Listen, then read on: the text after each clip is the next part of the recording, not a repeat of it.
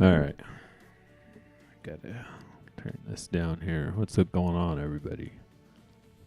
I gotta only have about 40 minutes to play today because I gotta go get some machines. I got the business license. I got it going again.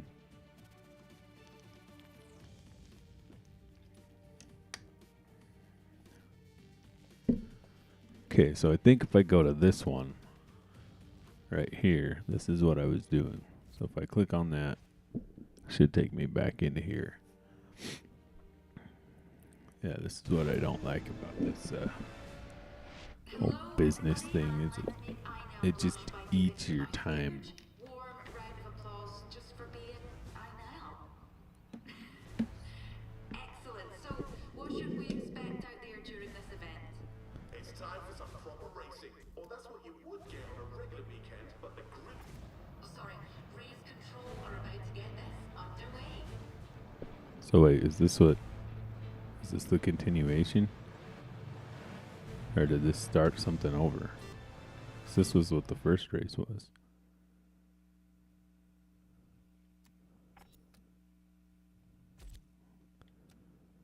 I guess we'll try it and see.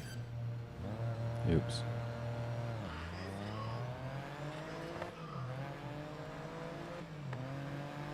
Hopefully it didn't do the first race again.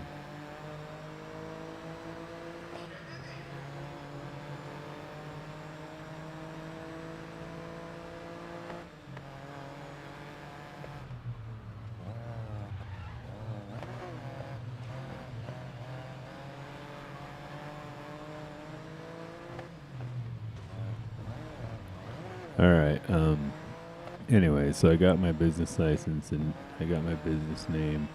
Now I need to get my tax license and then social media accounts. So I'm basically just building up machines right now to use as lures to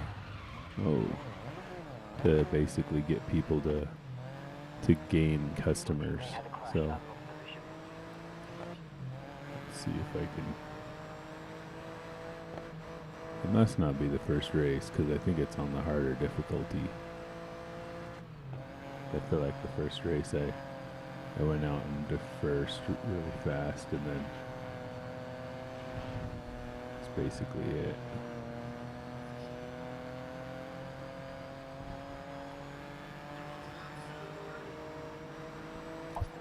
You're keeping up with the pace.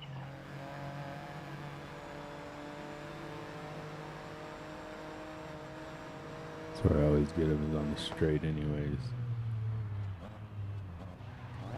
The heavy braking. Car was getting a little sloppy there. That dude's driving on the dirt.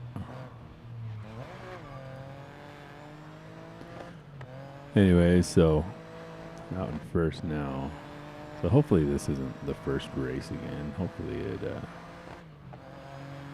continued my game. I guess if not, I'll just have to do it again. It's only 3 laps. So I've got I think 4 more machines lined up to go get today. Hopefully. There's one of them that I was asleep last night when he texted me back, so that one's not really locked down, you know, and of course you never know till it's on the trailer, but these other 2 I've been working on since like Tuesday. So, and because these people, it's interesting, they live just outside of like the main city, I would say, but that's enough to deter the other people that are doing this from getting them. Like these machines, it's like maybe a 10 more minute, 20 more minute drive is all it takes, and they'll just sit there. All 4 of them today. Now the problem is that the other 2, there's 2 that are there, and then the other 2 are clear on the other side, so I'm going to do a lot of driving today. But the other guy can't. I have soccer in the middle of the day, or around 9. So that's why I have to leave so early to get the first 2. But the other guy can't do the afternoon, so I'm probably going to have to go out there tonight, which I don't want to do that either, because with the kids. But, you know, it is what it is. I got to go get these machines. Saturday's the best day to do it. That's really when I end up getting them all the time, it seems, because that's when people are out of work, you know. So, Your teammate's been involved in the crash. which is really annoying because I don't want to work Saturdays. So that's why I'm saying I want to change the way I'm doing it so that I can actually just schedule out times, you know, to where they're just, you know, it's not going to be easy, but that's what I'm hoping for.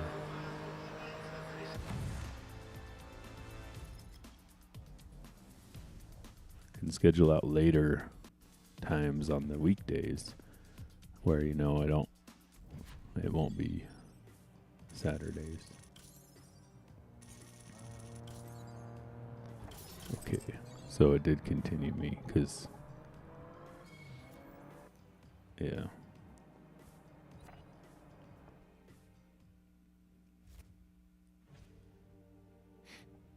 Anyway, so what I'm going to do is I'm going to fix all these machines and then I'm just going to put them up for sale.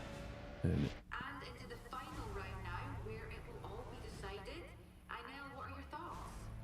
Looks to be a heated race ahead. It's really close between some teams. So, grab your popcorn and get ready for a battle. Well, not long to wait to find out how this one will unfold. Okay, sorry. We are about to get started. so I'll put them up for sale, but then when people try to buy them, I'll try to talk them into letting me fix their machine instead of buying one from me. I'll go over to their house and fix their machine. So I get first place every race and I get 22nd starting position. Somebody explain that to me. I didn't redo it, did I? I guess it's nighttime now, that's what it is. Come on now, give me some room. Oh, this is a different course. That dude's trying to run me into the grass.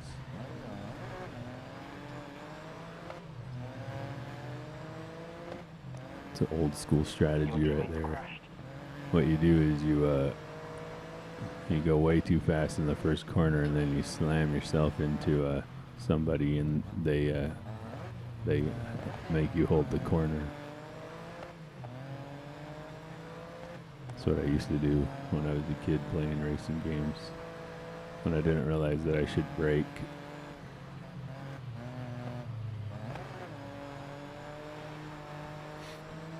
I don't know. I mean, I'm doing a lot better here. Maybe I should get Gran Turismo and try it again.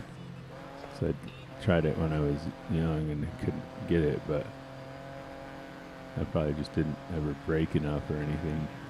So now I'm getting first place on these things. I know it's not on a hard difficulty either, though, and I don't think you could change the difficulty then. It just was. It's like it was just really hard all the time. I mean, I don't know, maybe you could, and I just didn't. First lap. Yeah, but anyway, so I've got 3 machines fixed, and I have, I think 2 more in there. Yeah, 2 more in there that I was trying to fix that are too far gone. Like, one of them needs a drum. The drum in this dryer is just totally broken. I don't even know how they did that. There's just like a whole... It must have cracked and then kept cracking and kept cracking. I've never seen it quite like this before. I have seen broken drums before, but not quite like this. It needs a bearing and a drum, and then the other one needs a motor. So, you know, it's just the way it is. I'm not really good at fixing those motors. They're just hard to fix, and with the price point of that one, it's just not going to be worth it. I'm not really going to make any money. So a lot of times when something like that happens, I just quit. Like if I can find another drum, I might be able to find another drum. Sometimes I get enough of these. I've seen enough of these around broken that I can probably just get another drum. If I can find one that has a broken circuit board or a broken motor and the drum is good, then I'll get that one and throw it in. So I'll probably hang on to that broken drum one for a while. But the other one's probably got to go to the recycler because there's just no it's just old and not going to happen. I mean, you never know. Maybe, I guess I could. Well, no, that drum's different. You never know what, I'll pull the timer off it and stuff like that, and it'll go in the used parts, and I might get another one that needs a timer that's like that, and can use that timer. That's how old that is. It doesn't even have a circuit board. It has a timer in it. The motor's gone. You can buy motors, but they're just usually what I've had an issue with, I should say, is the squirrel cage fan part of it. It just doesn't come off. I mean, on the old motor. So getting the old motor out, I guess I could try to take it off, and if it comes off easy, then I could buy a motor and slap it in there. Probably make a little bit of money. Maybe I'll do that. So it's just really hard to get those things off, and they don't come off, and you just break the squirrel cage. I've broken more squirrel cages trying to get it off than, because it's a plastic squirrel cage on a metal shaft and going through like heat cycles. It's all the dryer does is create heat cycles. So there's all these specific issues that happens with this stuff. So I just eventually, at some point, I just stopped trying. I stopped trying to change out motors in those type. I have changed out motors in other types where the whole squirrel cage comes with the motor. You'll see with that one, the shaft goes through the dryer and then the squirrel cage. So you have to take the squirrel cage off the shaft, then you can pull the motor out, then you put the new motor in, then you put the squirrel cage back on. Well, if the squirrel cage won't come off, then you have to buy a new one. And then you're into it in so many dollars in parts that you get paid zero for your labor, because you can only sell it for what the parts cost. You know what I mean? Or less. I mean, you sell it for less than the parts cost. I don't even know what a squirrel cage costs, because it's just never made sense for me to do those. So that's what that is. And then the drum, I don't even know if you can buy a drum for that. I mean, it's just not a normal thing that breaks. So I don't even know if anybody sells it. And if they do, I bet you it's like $300. Which I might be able to get $100 for that dryer. So that really doesn't make any sense. In the ad, he said it was cracked and he put duct tape over it. And then when I got the thing, it wasn't cracked. It was missing a chunk about that big. I'm like, your definition of a crack and my definition is like, that's a hole. That's not a crack, Like, I thought I was just going to maybe be able to weld it up.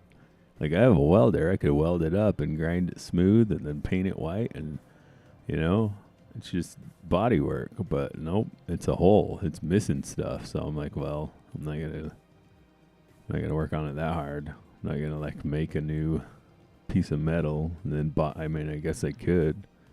I have done that on my I did that on my truck a little bit, but yeah. Anyways, it's just yeah, the body work, the drum, it's just not worth it. Track day unlocked. Okay, what does that mean? Okay, why am I in this screen?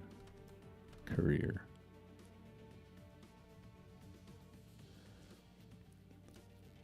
Am I on the career or the story?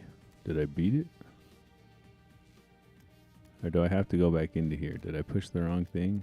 Okay, maybe I did all of this one. Let's see. Okay, no.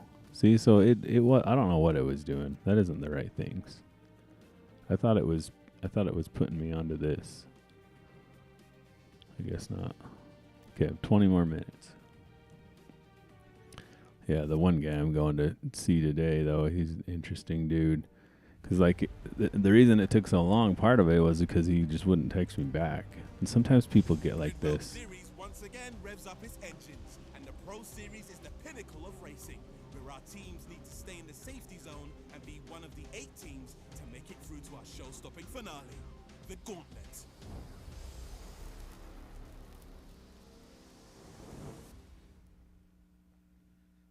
How long is it gonna take?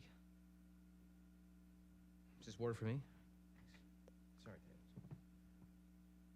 Thank you. Didn't we watch this already? Nathan McCain. I think I watched that. I don't know. That dude is he's on the number one, and then his manager or whatever was making fun of our team, saying we were rookies or something. Anyways, though, the one guy I'm going to get one from today, he's it doesn't know what's going on because he just wouldn't text me back, and Big day tomorrow. I finally, you know, Start of a new season and I'll move into the Pro Series. So let's get a practice in before you race for real. that's probably another reason why he still has it though, is because he won't text anybody back. So anyways, I finally do get him to text me back. Strategy is to bed in. We aren't aiming for Raven West yet. You build up the pressure. Like hours and hours later, and it's too late for me to go out there by that time because my kids have all these activities they have to do. Our team colors are looking great on this car. And basically I can't go out that late on the weekdays. I just, because my kids have school and stuff they have to do, 'cause we homeschool anyway. So I'm like, well, I can get it on early on Saturday on the weekend. And he's like, yesterday he's like, Get bogged down in really tight turns. Best to keep traction than drift it. But you know that. yesterday he's like,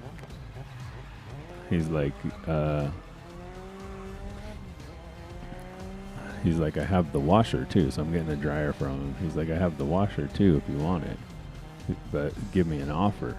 That's what he says. And so I'm like, all right, well, I give him an offer, and I gave him half a retail. You may have had some very positive things to say about So, it. Trust me, she you doesn't know, say it if she doesn't mean it. and I've been selling these machines for a while now. I mean, I haven't done it in like a year, but before that I was doing it for like 3 years. So I have a little bit of experience. Get the toe, then slingshot past.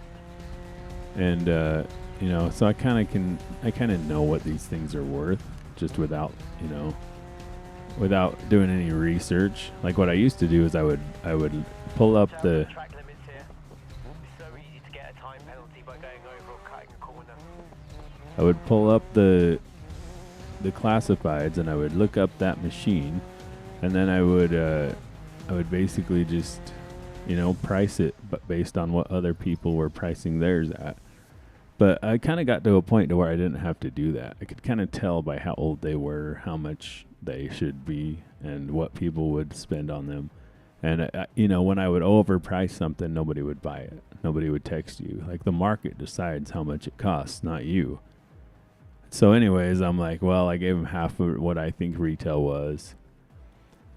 And basically in that shape, you know, he says, yeah, it works, but it's not cleaned out. It's not gone over, you know, there's like no tests have been done on it or anything like that. So like, I'm sure it works because he was using it, and then his dryer broke and he's getting new ones, right?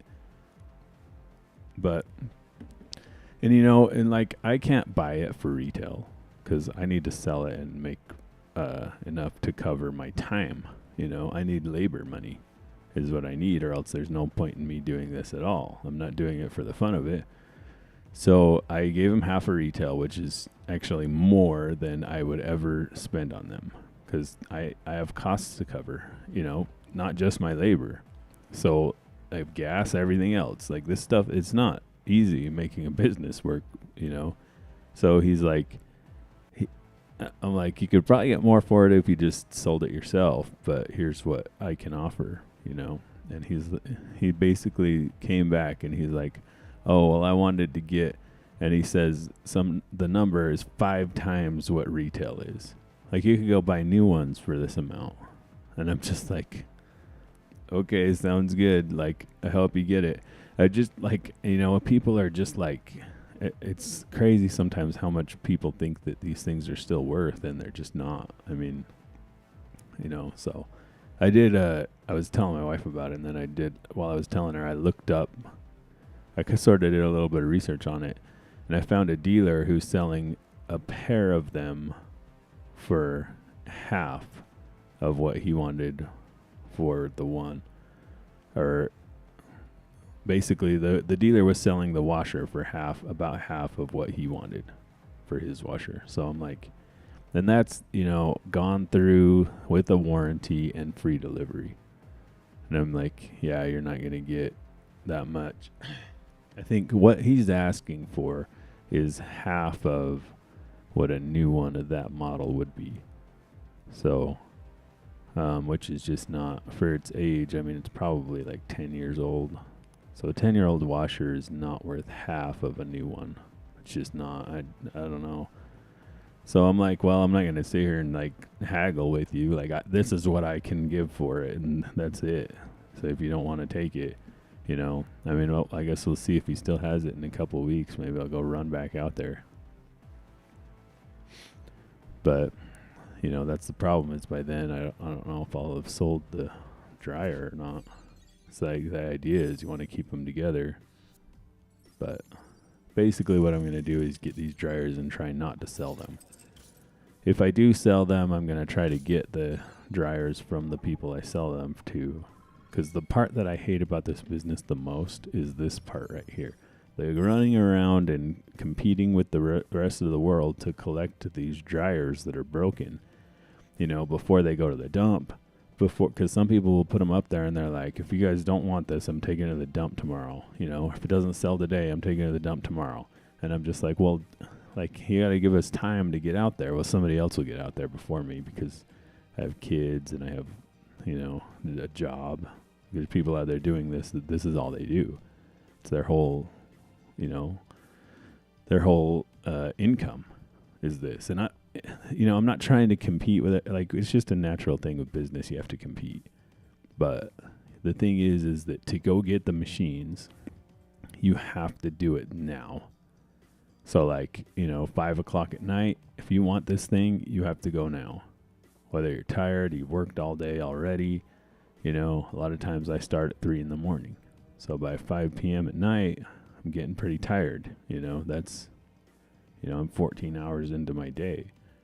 So, but the problem with that is a lot of other people's day, they might start at 8 o'clock. So they're, 5 hours behind me. It's just, it's hard to schedule it all. So that's where it's like, if I'm doing house calls, I think it's going to be better because I can try to fit them into a 1 to 3 time slot. Where I'm in the middle of my day, I'm not like overly tired, and then I can get home, can try to be done with work at 3 every day.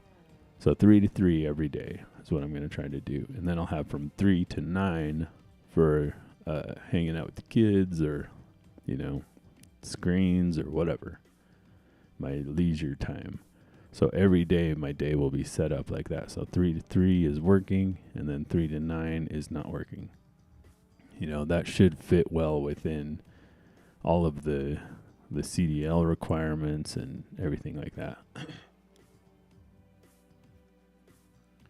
So that's going to be the plan and the hope.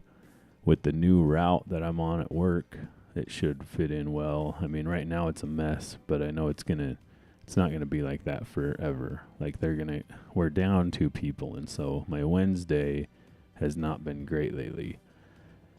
So, and the idea with going to the new route was to make Wednesday better because it's okay. Like, it will work. Even the way it is now, it will work. But they've been adding a lot of work to my Wednesdays. And so basically they're not, so when I first started this job, I did the business, and I would get off early enough at this job that I could go do the business for a few hours, and they worked in sync together. Well, then at some point we rerouted, and I didn't want to change my route, so I stayed on the route I had. Now the problem was one of those days went to a long day, went to a 10 or 12 hour day, so I couldn't do the business that day anymore. And then another day I have the second job, so I couldn't do the business that day anymore. So basically turned it into a 3-day-a-week business, and it was hard for me to keep the momentum. Like, I need to do this every day. I need to do the same thing every day so I can keep up the momentum. So, and basically what I'm looking at now is, and I know it only seems like one day, Wednesday, but the thing is, if I did it Monday, Tuesday, then stopped Wednesday, then I would lose momentum, and then try to do it Thursday, I didn't want to. And then Friday I didn't do it, Saturday, Sunday, then back to it Monday. It's like that roller coaster doesn't work. Like I really need to do it every day. And what I'll probably end up doing too is changing my other job shift to a different day. That's what I need to do. But I need to get income coming in first on this business, and then I'll shut that down a little bit, because basically there's a lot of stuff coming up to buy. There has been a lot of stuff that I needed to buy all summer, to get my goals accomplished. And I basically just bought the stuff that we've needed to get. And, it is what it is. But now I'm getting to the point to where my savings is just a little bit lower than I want it. So I need to boost that back up. And I need to get to a state where I can buy this stuff, start rebuilding the Blazer. Like I have a car sitting there that needs to be fixed. I have all my other cars that need to be maintained, and so that all takes money. Like the Tahoe needs tires still. My Prius needs a new battery. It just kind of broke the other day, finally broke. Like the light has been coming on about once a month for a year and a half, but it wouldn't break enough. Like the condition would just happen under certain conditions, and then it would stop happening immediately after. So I couldn't diagnose it. Well, it finally fully broke, I feel like, and so now I have the diagnosis, so I have something to fix. So, but that's going to be about $100. The tires for the Tahoe, I'm guessing, is going to be around $600 probably. And it's like basically every month there's something like that just pulls all my savings out. So that's just the way it is. Or, like it's the summer, so the electric bill's high. The water bill's high because we're trying to have green grass so the kids can play soccer on it. And it's like stuff like that always comes up. Kids are expensive. So if I didn't have kids, I wouldn't care if the grass was green. I'd just let it die like I did before. I mean, it's a ridiculous... What we do with our lawns is the most ridiculous thing I know of. I get it when you have dogs and when you have kids. Like, I get it. But if I was, like, single or didn't have kids, I think I'd just put gravel out there and just call it a day, because the idea is we spend all this money to water the crap just to cut it down. Like, they talk about how smoking is just burning money. Having a green lawn is burning more money than, well, maybe not, but having a green lawn is burning money. Because all you're doing is growing something to cut it down. To grow it, to cut it down. This whole, cycle. And I get it that you go into your neighborhood and it's nice and you have this nice feeling about it because the grass is green, and when the grass is yellow and it's dirt, it's not a good feeling, and the weeds are not a good feeling. I get it. So if I put gravel and then maintain the gravel, pull the weeds, which a lot of my yard is that now because I have a lot of parking that I've made. I didn't do cement. I just did gravel because it was cheap.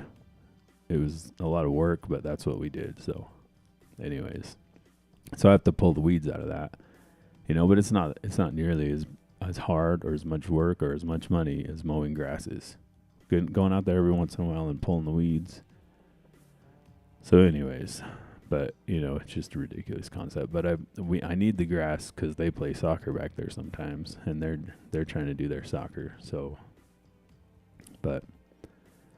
And we're doing a lot better this year with that because I did finally fix the sprinklers. I need to put one sprinkler in one spot, and then I need to add one because basically I added an RV pad, and it took away that area's sprinkler. So I need to add another sprinkler there, and then I'll do that next spring. That'll be the spring sprinkler project. But I just need money for all this stuff. The main thing is the Blazer and, e-bikes. I haven't been able to get e-bikes like I wanted to because, I'm not even going to do another race. It's just, I got 7 more minutes. So the other thing is that I know,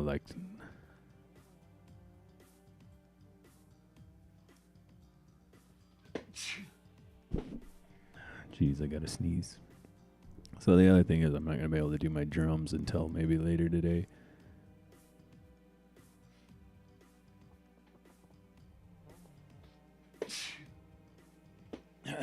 I have the Drumeo update. I think I've been doing it on Saturdays. Well, I need to do it today because tomorrow is going to be crowded too. So I'm going to have to do that later. But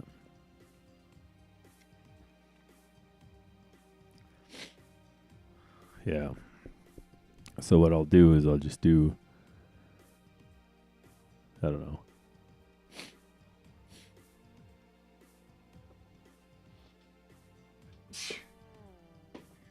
I'll go to soccer and then I'll come back and do that. I don't understand this phone. It like tells me it's going to update for days and days and days before it actually does it. I think I have auto updates on, so I don't know why it doesn't just do it. Yeah, so probably what I'll do is I'll go get these machines, then soccer, and then I'll come back here and do the drumming update. The Drumeo update, which a lot has happened. So I'm figuring out that I can't do beginner classes because they're just too easy. So, you know, I did 3 or 4 of them just to see, like, because I've never had lessons. So I wanted to see and make sure that I had all those sort of techniques down, which I do. I can play with those beats easily. And then I did it in a couple intermediate courses, and some of those were easy for me. Like I did a double bass intermediate, which was pretty easy. But I did another double bass intermediate, which wasn't easy. So, but it was about double bass fills, which I'm not good at. So I'm going to keep working on those. The problem with that one was, though, the first half was normal, or, you know, like 16th notes. And then the second half was triplets, which I'm not good at triplets. I need to do a lot more practicing with triplets.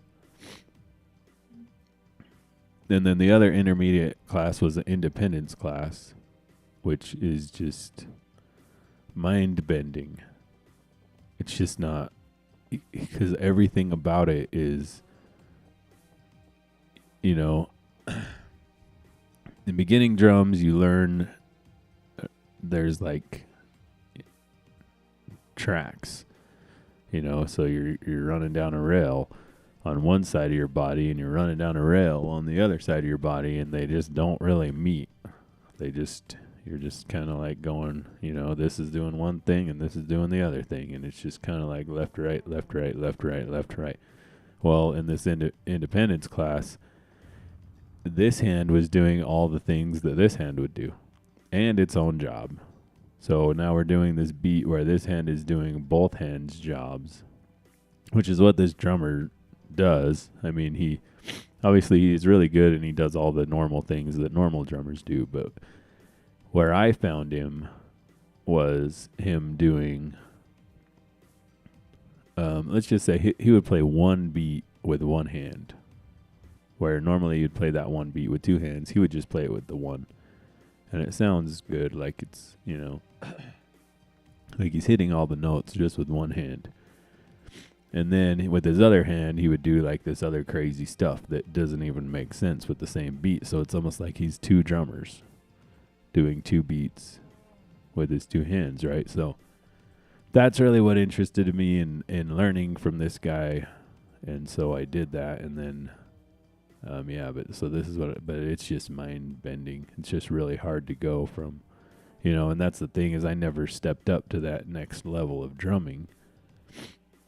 You know, part of it was because I didn't even know how or where to start or whatever. And maybe it's not possible to get there on your own, or it's too hard for me to get there on my own. So, you know, whereas the other stuff, you can listen to it and you can tell what's going on. You can slow it down and, basically overcome that.